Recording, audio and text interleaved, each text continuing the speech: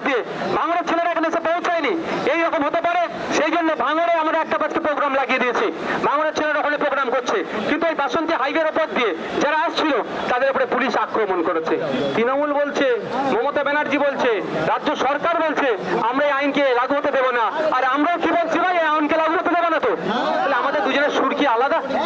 দুজনের সুর তো এক, তাহলে আমাদের উপরে আক্রমণ হলো কেন, আমাদের আটকাতে হলো কেন?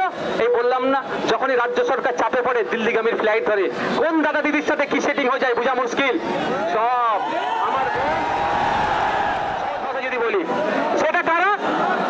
সেটা শুধু কি আপাতত ক্ষেত্রে প্রদত্ত ছিল?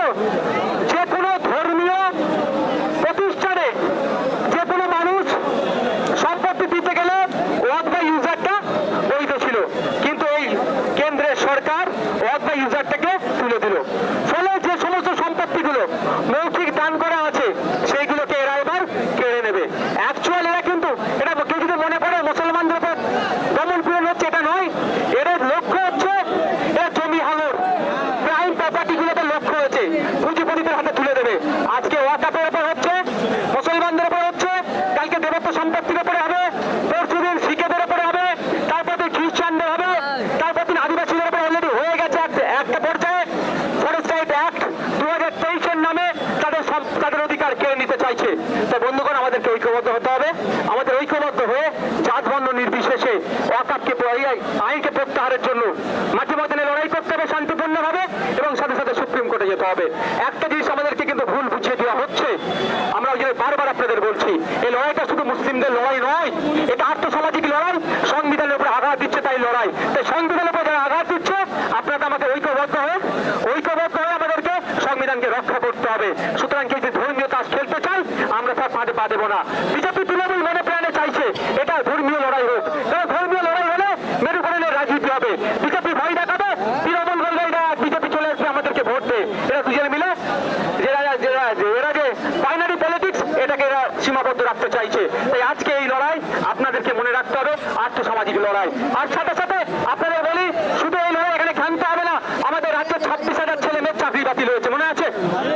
মনে আছে? আপনার আমার বাড়ির ছেলেরা, বিশ্বজিতের বাড়ির ছেলে হতে পারে, লক্ষ্মীদার বাড়ির ছেলে হতে পারে, আমাদের পরিবারের সন্তান হতে পারে।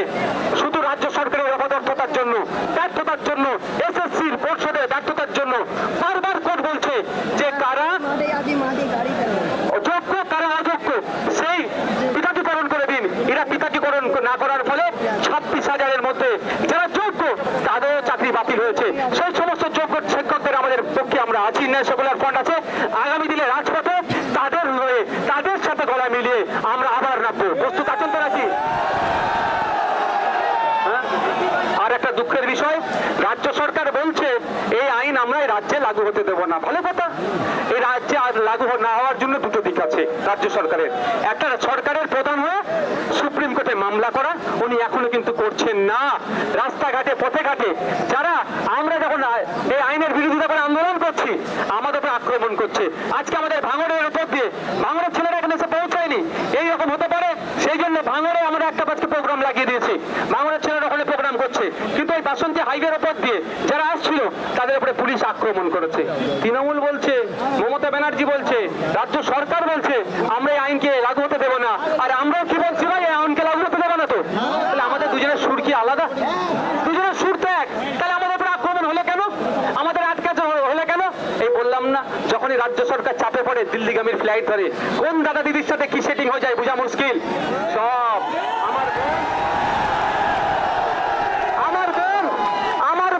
আমাদের বাড়ির মেয়ে, আমাদের বাড়ির কন্যা তিলোত্তমার এখন আমরা ভুলে যাচ্ছি।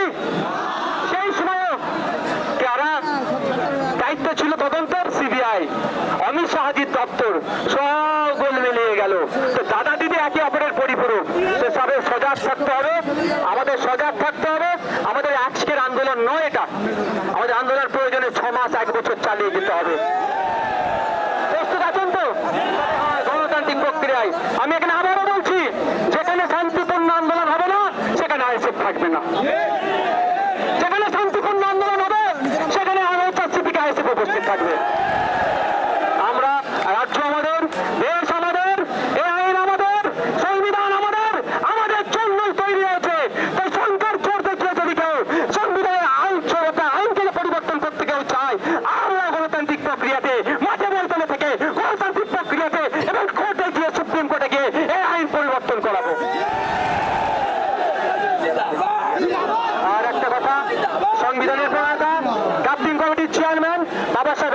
মহামানুষের আজকে জন্মদিন।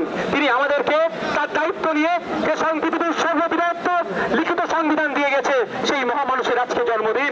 আজকে আমাদের ইন্ডিয়ান সেকুলার ফ্রন্টের পক্ষ থেকে তাকে আমরা বিনম্র শ্রদ্ধা জানাচ্ছি এবং তার দেখানো পথকে, তার আদর্শকে, বিভিন্ন মানুষের যে মহামানুষের আদর্শকে নিয়ে আমরা এগিয়ে যাই, তাদের মধ্যে একজন হচ্ছে বাবা সাহেব আম্বেদকর। আপনাদের বলবো, সংবিধান বাড়িতে রাখুন, সংবিধান পড়ুন, আর্টিকেলগুলো দেখুন, অনুচ্ছেদগুলো দেখুন, তাহলে আপনার অধিকার কেউ কেড়ে নিতে পারবে না। এটা যুক্তরাষ্ট্র ওখানে দাঁড়ান যুক্তরাষ্ট্র পরিকাঠামোতে আঘাত দিচ্ছে, শুধুমাত্র মুসলিমদের অধিকার নয়, সংবিধানের উপর আঘাত দিচ্ছে, যুক্তরাষ্ট্র পরিকাঠামোর উপর আঘাত দিচ্ছে। এটা আমরা কোনোদিন মেনে নেব না। তাই আমাদের লক্ষ্য হবে সংবিধানকে বাঁচানোর জন্য, যুক্তরাষ্ট্রকে বাঁচানো, যুক্তরাষ্ট্র পরিকাঠামোকে বাঁচানোর জন্য আমাদের এই লড়াই একসাথে লড়তে হবে। আমি একটা কথা বলে শেষ করে দেবো, আমার পাশে কি আছে বলুন? বিশ্বজিৎ মাইতি। আমার পাশে কি আছে? লক্ষ্মীকান্ত হাসদা। আমার পাশে কি আছে? সাবির বাবু আছে। আমার পাশে পিয়ারুল আছে। আমার পাশে কুতুব ভাই আছে। আমাদের নাসির সাহেব, শাহাবুদ্দিন সিরাজি, আরো যারা আছে, আমার অনির্বাণ দা আছে, আরো নেতৃত্বরা আছে। আরে তাপস দ্বারা সব মানে কোথায় ভিড়ভাড় সাথে অনেকে উঠতে পারেনি। কেন এরা একসাথে আছে? যেটা মুসলমানদের সমস্যা হতো একসাথে থাকতো। সমস্যাটা দেশের, সমস্যাটা সংবিধানের উপর আঘাত দিচ্ছে, তার জন্য একসাথে আছে। আপনারা এখানে আমাদের কর্মী সমর্থক ভিন্ন সম্প্রদায়ের আছে। মমতা ব্যানার্জির ওই জন্যই তো ভয়, মমতা ব্যানার্জিরা চাইছেন এটাকে মুসলিমদের ইস্যু করে দিতে, আর আইএসএফ বলছে ভুল ইস্যু তৈরি করলে ভাই তোমাকে আমরা বাইনারি আমরা খেলতে দেবো না। এটা মুসলমানের শুধু ইস্যু নয়, এটা নাগরিক ইস্যু। আগামী দিনে দেবত্ব সম্পত্তি গুলোকে এরা খাবে। আগামী দিনে এরা শিখ ভাইদের গুরুদ্বারাতে সম্পত্তি আছে, লুটে নিতে পারে। আগামী দিনে চার্চের সম্পত্তিটা লুটে নিতে পারে। তাই আমাদেরকে ঐক্যবদ্ধ হতে হবে, লুটে নিতে পারে। তাই বলবো আপনাদেরকে, আমাদেরকে সজাগ সতর্ক থাকতে হবে, কারো প্রয়োজনে পা দেবেন না।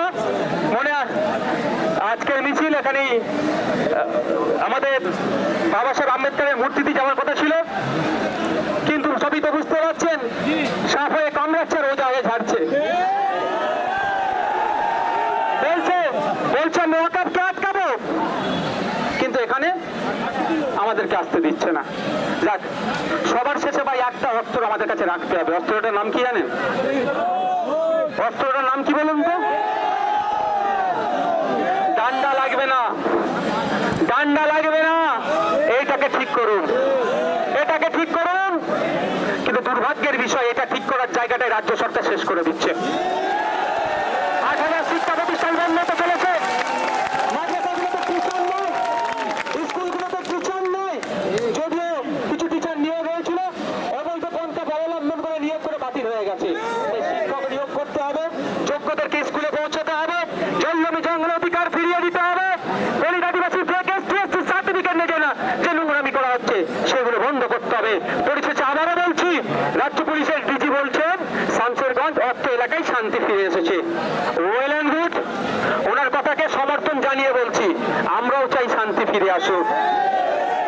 কিন্তু তেমন শান্তি ফিরে আসছে তখনই হবে যখন মন্দিরের ঘন্টাটা শামসেরগঞ্জে ঠিকঠাক বাজবে, যখন মসজিদের আজানটা ঠিকঠাক হবে শামসেরগঞ্জে, তখনই জানবো শান্তি ফিরে এসেছে। তখন আমি বলবো শামসেরগঞ্জের এক মুসলিম মানা বলতে পারে রাতের ডুপ্লিকেট ড্রেস পরেছে, অত্যাচার চালিয়েছে, বা প্রশাসনের ড্রেস পরেছে, অত্যাচার চালিয়েছি, এটা বলা যখন বন্ধ হবে তখনই জানবো শান্তি ফিরে এসেছে। তখনই আমি জানবো শান্তি ফিরে এসেছে যখন বৈষ্ণবনগরে যারা গিয়েছে তারা নাকি তাদের অভিযোগ তাদের উপরে অত্যাচার হয়েছে, বৈষ্ণবনগর থেকে তারা তাদের মাতৃভূমিতে যখন ফিরে আসবে তখন অস্বস্তিকে স্বীকার করবে শান্তি ফিরে এসেছে। এটা রাজ্য সরকারের কাছে আমি বলে রাখলাম, অবিলম্বে মন্দির মসজিদে আপনার ঘন্টা থেকে আজান যাতে দ্রুত হয় তার ব্যবস্থা হোক, এবং সাথে সাথে আমাদের যাই ভাইরা ক্ষতিগ্রস্ত হয়েছে রাজ্য সরকার দায়িত্ব নিয়ে তাদের ক্ষতিপূরণ করুন। কেন বললাম? গোয়েন্দা দপ্তর ব্যর্থ হয়েছে। নওশাদ সিদ্দিকী মিছিল করতে যাবে, কোন রাস্তাতে লোক আসবে সব জানতে পেরে গেলেন আপনারা, সে রাস্তায় আটকে দিচ্ছেন। নওশাদ সিদ্দিকীদের নেতা কোথায় আছে? নওশাদ সিদ্দিকীর নেতা কোথায় আছে? গত রাত থেকে গিয়ে তাদের বাড়ি বাড়িতে পুলিশ গিয়ে বলছে তোদের মিটিং তো ক্যান্সেল হয়ে গেছে রে। এইটা বলাতে আপনারা পাচ্ছেন, নওশাদ সিদ্দিকীর নেতা খুঁজে পাচ্ছে। তাহলে একটা এলাকায় অশান্তি হয়ে আপনারা গোয়েন্দা বিভাগ কি করছে? গোয়েন্দা বিভাগ যদি